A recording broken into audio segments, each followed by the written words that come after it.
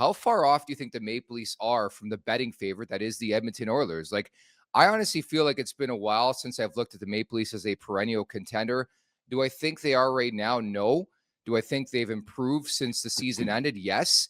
But in terms of like comparing them, where do you see the Maple Leafs when you look at Edmonton? Well, I've always compared and found similarities between the Oilers and the Leafs, just the way they're constructed, the way their fans are quite passionate, but haven't had anything to get too excited about in a long time, haven't had a cup win in a long time.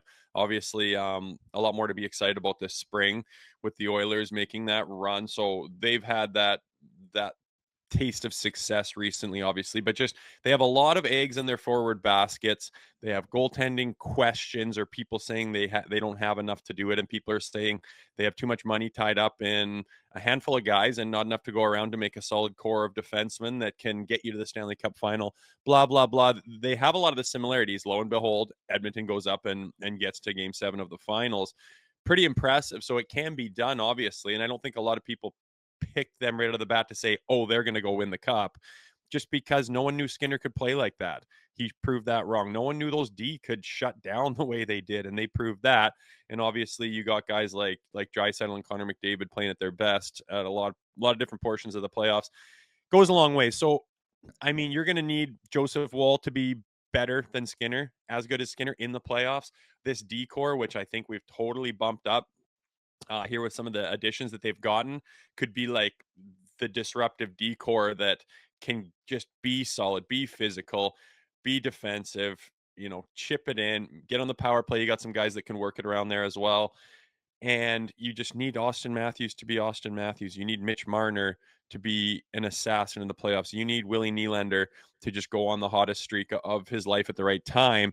And they could get there as well. But those things need to fall in place like they did for the Oilers.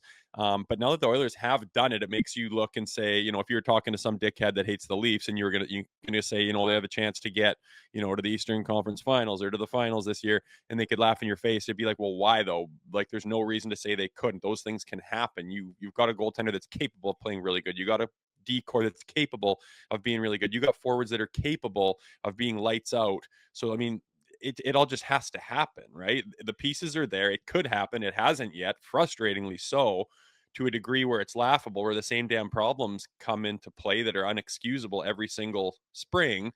But it could happen this spring. Like, we just don't know. And no one expected the Oilers, like I said, to go on that magical run. They didn't think they had the pieces. Lo and behold, they did. The same thing could happen to the Leafs this year.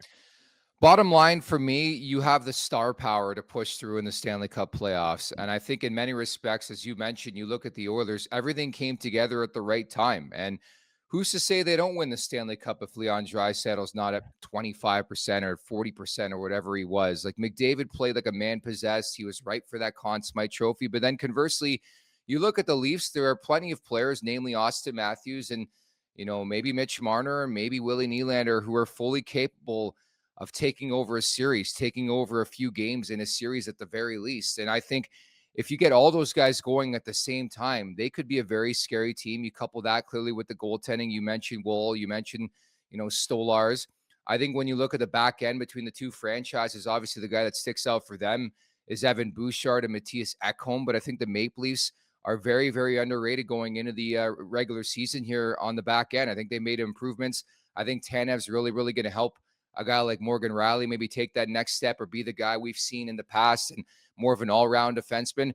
But what gets me is the depth up front. I think you look at the bottom six of the Oilers compared to the Maple Leafs. I think it's night and day, and we've been talking about this a lot throughout the offseason. It's a work in progress. You don't have to finish the job, so to speak, right now or address the situation right now when it comes to that bottom six, but they're lacking some major league depth, man. That's all I can say.